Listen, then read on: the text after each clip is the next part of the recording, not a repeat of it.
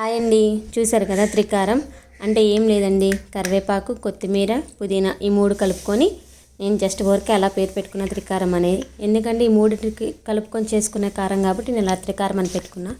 ముందుగా ఆ మూడు ఆకుల్ని కలిపి శుభ్రంగా వాష్ చేసుకుని పక్కన పెట్టేసుకోవాలి. కొంచెం సేపు ఆరపెట్టుకోవాలి. నేను కానీ ఆరపెట్టుకున్న వీడియోని క్లిప్ అనేది తీయడం మర్చిపోయాను, అందువల్ల అది మిస్ అయింది. ఇప్పుడు ఆ మూడింటిని ఆరపెట్టుకున్నాక పొయ్యి మీద బాణీ పెట్టేసుకొని వాటిని వేపుకోవాలి. కొంచెం ఆ పచ్చివాసన పోయేదాకా, లేకపోతే కొంచెం ఎక్కువగానే వేపుకోవాలి. చూసారా, అలా విరిగిపోవాలి ఆకు అనేది. మీ కాంటే కొంచెం ఎక్కువసేపు అయినా వేపుకోండి. ఇప్పుడు కారం కోసం అనేసి కందిపప్పు, పచ్చనిపప్పు, వేరుశనగపప్పు, ఎండుమిరపకాయలు, చిన్నులపాయ, జీలకర్ర, అలాగే మినప్పప్పు. నేను ధనియాలు లేవండి, ఎందుకంటే ముందు వాటిని పొడి చేసి పెట్టుకుంటాను ధనియాల పొడి అనేది, అందువల్ల ధనియాల పొడి అనేది యూజ్ చేసుకున్నా.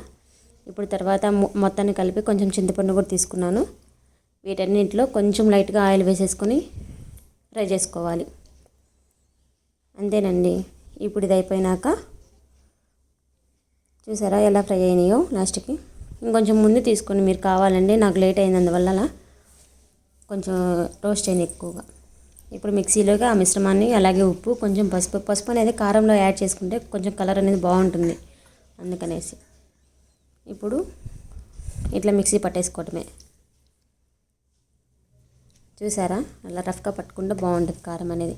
ఇప్పుడు ఇక్కడ ఈ స్టేజ్లో కొంచెం కావాలంటే సాల్ట్ యాడ్ చేసుకుని తక్కువ అనిపిస్తే. అంతేనండి, త్రికారం అనేది రెడీ అయిపోయినట్లే. దాన్ని ఒక బాక్స్లో పెట్టి స్టోర్ చేసుకుంటే సరిపోతుంది. ఓకే అండి, బాయ్. నచ్చితే లైక్ చేయండి.